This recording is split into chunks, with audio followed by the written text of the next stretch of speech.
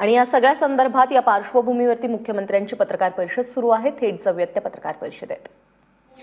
सर्वपक्षीय बैठक बोलवण्याची पण मागणी होते, तर त्यासाठी सरकार तयार आहे. नवीन कोर कमिटी करून तुम्ही चर्चा करणार. महाराष्ट्र सरकारने आपला आणि या सगळ्या संदर्भात या पार्श्वभूमीवरती मुख्यमंत्र्यांची पत्रकार परिषद सुरू आहे. थेट जाऊयात त्या पत्रकार परिषदेत. सर्वपक्षीय बैठक बोलवण्याची पण मागणी होते, तर त्यासाठी सरकार तयार आहे. नवीन कोर कमिटी करून तुम्ही चर्चा करणार. महाराष्ट्र सरकारने आपला निर्णय जाहीर केलेला आहे.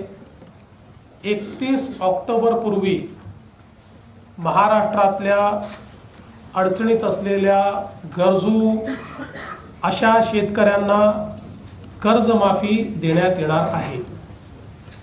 ही कर्जमाफी, माझा दावा आहे की महाराष्ट्रातल्या आत्तापर्यंतच्या कर्जमाफीतली सर्वात मोठी ही कर्जमाफी असेल. दुसरं असं आहे, या कर्जमाफीमध्ये कोण असावं, कोण असू नये, कशा प्रकारे ती व्हावी, याकरताच 4 महिन्याचा वेळ घेण्यात आलेला आहे. याकरता ज्याप्रमाणे आंध्र प्रदेशने IT बेस्ड अतिशय चांगला प्लॅटफॉर्म तयार केला, तसा प्लॅटफॉर्म या 4 महिन्यात आम्ही करतो, ज्याच्यामुळे मागच्या काळात जी कर्जमाफी झाली त्यात CAGनी कशा प्रकारे घोटाळा झाला हे सांगितलं आहे. तो घोटाळा होणार नाही याकरता हा प्लॅटफॉर्म आम्ही तयार करतो आहोत. तिसरी गोष्ट अशी की या कर्जमाफीच्या संदर्भात कुठल्याही प्रकारची चर्चा राज्य सरकार निश्चितपणे करेल. कोणाही सोबत चर्चा करण्याची आमची तयारी आहे. मात्र चर्चा त्यांच्यासोबत होऊ शकते जे खऱ्या अर्थानं शेतकऱ्यांचे नेते आहेत, शेतकऱ्यांकरता ज्यांना खऱ्या अर्थानं कणव आहे किंवा शेतकऱ्यांकरता ते खरं आंदोलन करतायत. मग ते आमच्यावर टीका करणारे असले तरी देखील चालतील, तरी देखील त्यांच्याशी चर्चा करू. पण जे केवळ राजकीय हेतू डोक्यामध्ये ठेवून शेतकऱ्याच्या खांद्यावर बंदूक ठेवतायत त्यांच्याशी चर्चा करण्यात फारसा काही अर्थ नाही.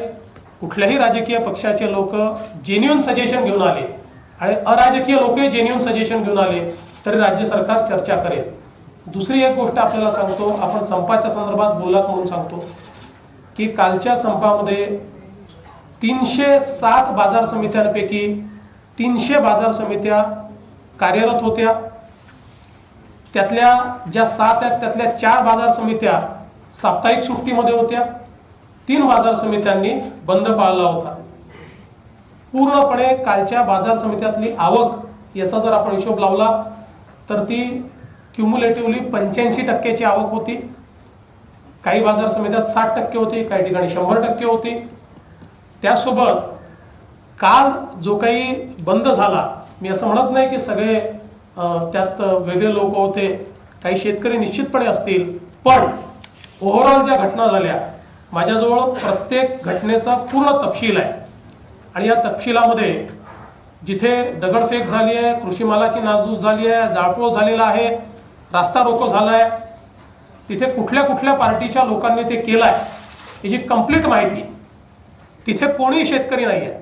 राजकीय पक्षाचे नेते हे त्या ठिकाणी अशा प्रकारे कारवाई करत होते. त्यामुळे शेतकऱ्यांच्या नावाखाली किंवा शेतकऱ्यांच्या मागे लपवून आपली पोळी भाजण्याचं काम काही राजकीय पक्ष करतायत.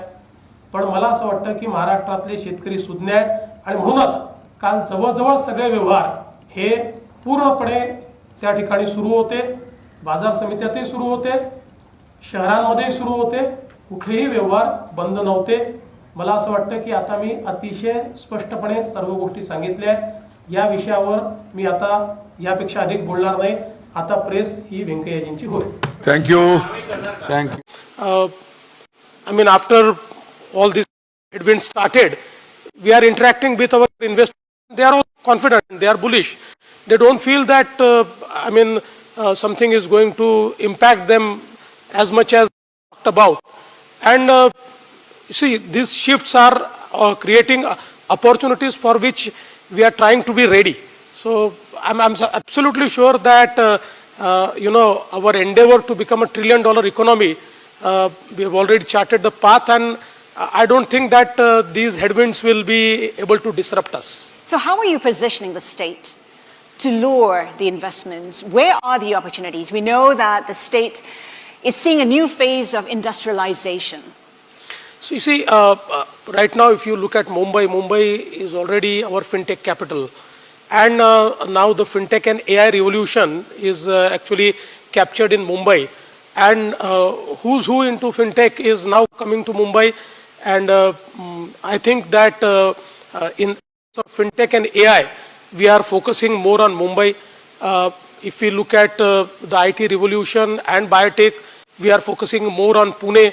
If you look at new sectors like AV, we are focusing Chhatrapati Sambhajinagar. Now our new destination is Gadchiroli, which is fastly becoming the new steel hub of India. And I think if you look at the new industry, we are focusing more on the new industry into green technologies, into smart technologies, and we are experiencing a lot of interests because of global situation. I think the +1 policy we are experiencing here. So we are actually doing business with all the major global players. We are doing it with Toyota. We are doing it with Hyundai. We are doing it with NTT. And also the Indian global companies like Reliance, like JSW, like Tata, like Mahindra. Everybody is investing in Maharashtra. So for those watching and investors waiting to dip their toes in the state of Maharashtra, where should their money be going to? So I think it depends upon what is their interest. Because Maharashtra, where would you like Maharashtra offers a menu. So I mean, you can choose. So if like in the coastal region of Konkan, we are developing a huge port now. The biggest port of India is JNPT port of Mumbai. Now we are building a new port, which is Vadhavan port, which is 3 times bigger than Mumbai, and it will be on the day of inception. It will be amongst first 10 ports of world. So that is creating an absolute new ecosystem. We are building Mumbai near the new Mumbai airport, which will be 3 times bigger than Mumbai. We are building a 4th Mumbai in the area of where a 3rd airport will come, where the bullet train will also stop. So entirely a new city, a new ecosystem we are building. We are building innovation city in the new Mumbai. This innovation city will be one of its kind, where we want to host all type of innovations and we want to create a city for innovation. Again, we are building a Edu city where all the foreign universities can actually house themselves, and we have already finalized 5 foreign universities which are amongst first 100 global universities. If you look at in and around Mumbai and Pune, a huge ecosystem is being created. But apart from that, if you go to Vidarbha, a new ecosystem you can see, where now solar manufacturing, a lot of solar manufacturing is being done, and a lot of it being. So I think in every part of Maharashtra there is an opportunity, and not just opportunity, but we are also creating an ecosystem. If you look at our MIDC parks, our industrial parks, all of our industrial parks are well equipped. They have very good infrastructure, and we are also creating 30 plug-and-play industrial parks where the industries can locate themselves, and we are working more on ease of doing business and cost of doing business.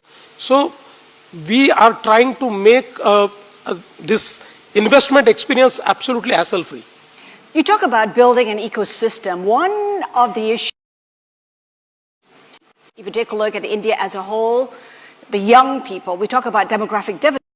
People are actually finding it hard to find jobs, and also skilled labor is hard to come by. You're talking about a data capital, you're talking about a fintech capital. Surely skills will be an issue. How are you addressing that issue?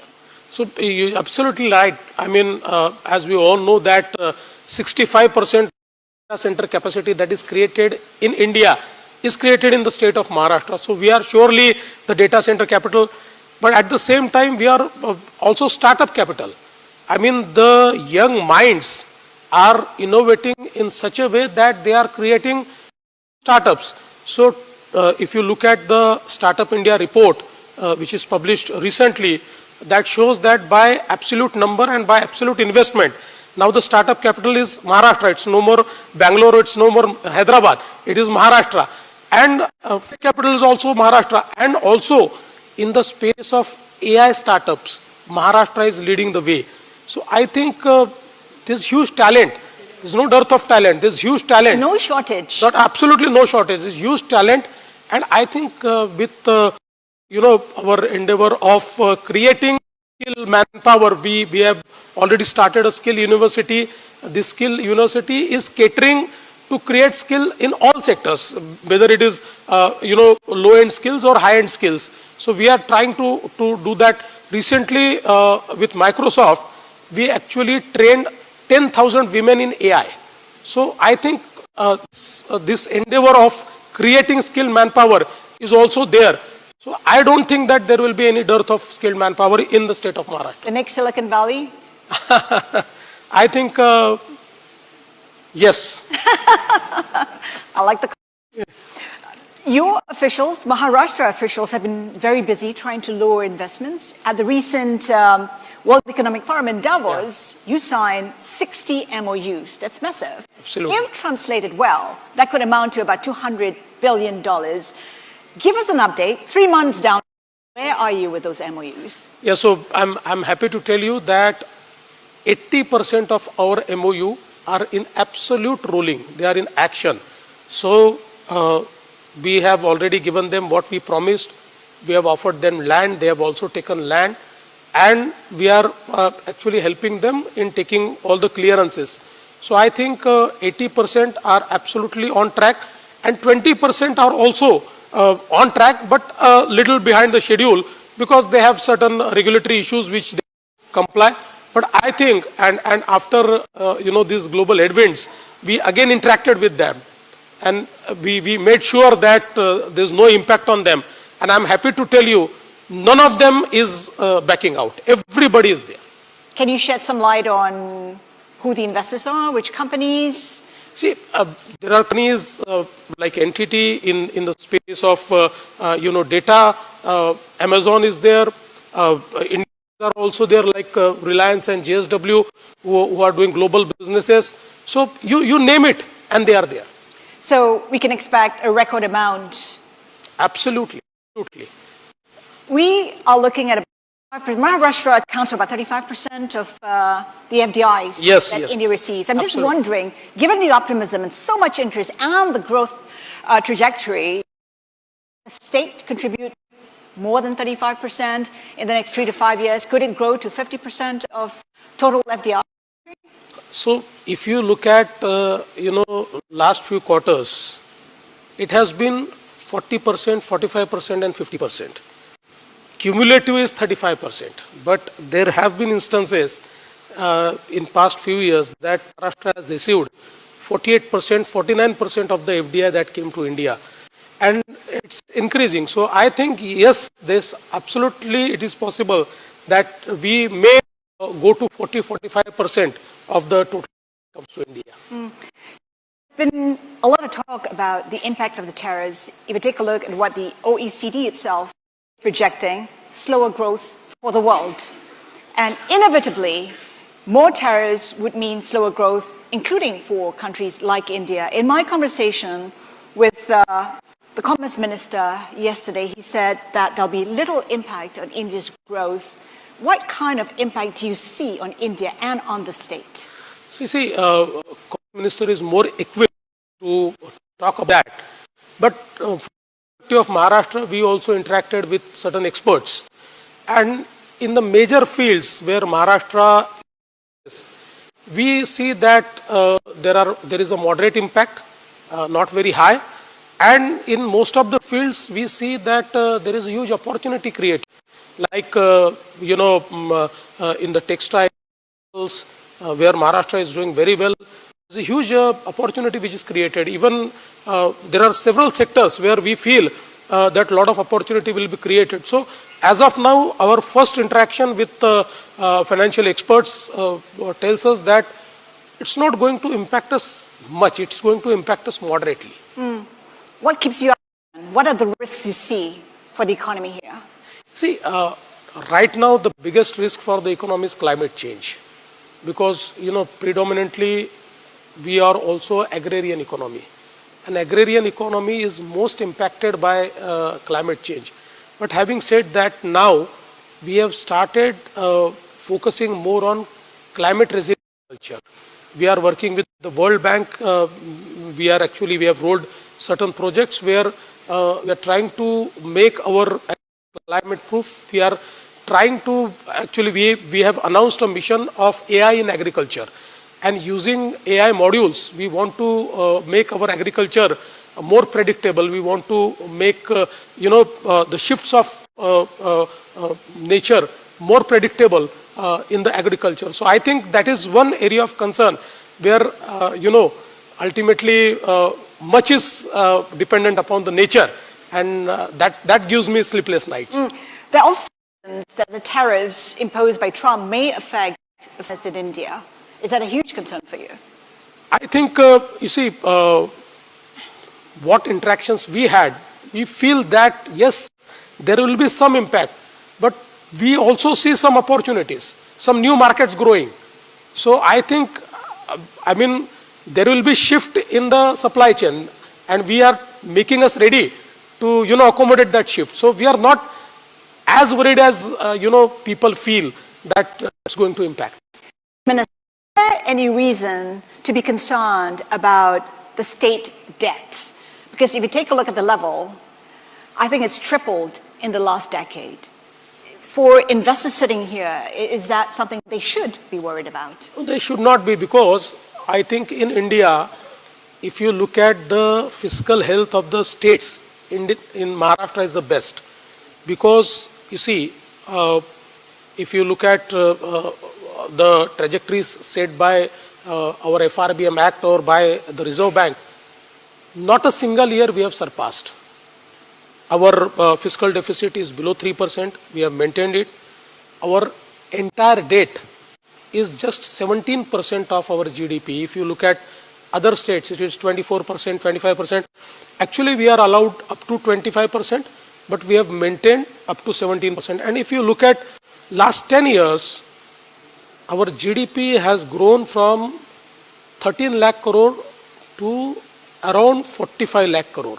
So 3 times we have increased our GDP, and compared to that, our debt has not increased in that fold. So I think as of now, there is no area of concern. As of now, we are maintaining our fiscal health. And in Maharashtra, we have always tried to maintain our fiscal health, because Maharashtra is known for a good economy. We contribute 14 to 15% to the national GDP. And if you look at, these times GST collection figures, Maharashtra has excelled. If you look at, say, our competitors, because fellow state, but if you put together number 2 and number 3 together, then also Maharashtra is more than that. So I think this huge buoyancy we could see. It's a 14% increase last year in Maharashtra's tax collections. So I think things are fine with the economy. Why is there a reason to spend so much? Where are you spending? I know infrastructure is a key one. I think infrastructure is something which we are trying to create. You can see the infrastructure projects today. We are building around 372 kilometers of metro network, out of which 115 kilometers almost complete. We have created road of Mumbai. This coastal road will be extended up to Virar, so it will be on the western side. The entire sea link will be created, and the western side will be decongested. We are creating a multi-modal hub which will be from Virar to Alibag. So that will create an entire loop around Mumbai. The entire traffic of Mumbai will be decongested because of that. We actually connected Mumbai with the hinterland with Atal Setu, which is 22-kilometer sea bridge. It's one of the longest sea bridge ever built in India. And that has opened up an absolutely new ecosystem now with the new Mumbai airport and the connectivity with Mumbai. As I have told you, the third Mumbai we are creating there, where this Edu City, where Health City, where Innovation City, all these cities will be built. So I think, and not just this, but we are actually creating a network of access control roads. So if you look at the Samruddhi Highway which we have created, this Samruddhi Highway has actually connected us to 15 districts of Maharashtra to the port, to the JNPT port. Now we are connecting this Samruddhi Highway to the new Vadhavan port, and that will actually, advantage to 17 districts to have port-led development. So around roads, ports, airports, our new Mumbai airport will be ready in next 2 months. We are actually building a new airport in Pune, a brownfield new airport in Nagpur, one more airport at Shirdi. So many airports we are building, ports, roads, highways, bridges. I think we are actually creating an ecosystem to make us a part of global supply chain. Some have pointed out, though, that a lot of the infrastructure that you're building is mainly in the metro area, plan for the second, third tier cities. So I think the metro area infrastructure is more focused. Actually, we are building more infrastructure in the rural area, connecting the rural area. Like I told, the highway is something, it's a highway which we build in spending 55,000. And now that has actually given advantage to the farmers of 15 districts, because they are connected to the port, they are connected to the cities, they are connected to the market. We are again building one more access control road, which is Shaktipit Highway, which will be from Nagpur to, and this will be around 900 kilometers road, and it will actually give advantage to the entire Marathwada region. And in pertaining to the roads, but for the rural area, we are actually doing river linkage. 4 river linkage projects. These 4 river linkage projects will cost us around 3 lakh crores, but they will make Maharashtra drought free. So right now, the Godavari river, the Godavari basin, it caters to 49% of Maharashtra's agriculture in terms of irrigation, and also in terms of drinking water and water for the industry. But it is a deficit basin. We are bringing water which is flowing from rivers, westward flowing rivers, which goes directly into sea. We are bringing that water to Marathwada, and that will make the Godavari basin a surplus basin. We will be drought free. Again, in the Vidarbha region, we are actually building a 500 kilometer canal, which will be like a 500 kilometer new river, linking 2 rivers, and that will absolutely make Vidarbha drought free. So I think we are doing more in the rural area. However, the focus is always more on the metro area. What's the vision? I mean, the theme says the next 25 years, but I'm not going to put that to you because you need a proper crystal ball for that. We can't even say how it's going to look in 5 years. But in 5 years, how do you see the state evolving? See, there's a focus vision which we have created. Like we created an economic advisory committee under chairman of Tata Sons, Mr. N. Chandrasekharan. CEOs were part of it from diverse sectors, and they have charted a roadmap for us to make Maharashtra a $1 trillion economy by 2029. And some of the things which we are going to do is by 2030, due to our energy transition endeavor, we will be 52% green. I mean, today our energy mix is it will be 25%, but by 2030, 52% of our energy mix will be absolutely green. It will come from non-conventional sources. Apart from that, this entire MMR region, we have created a plan for MMR region, because we feel that only the MMR region has capability to become a $1.5 trillion economy. So we are working on that. Again, one such cluster we are creating around Pune, one such cluster we are creating around Nagpur. So actually right now what we have planned is balanced development.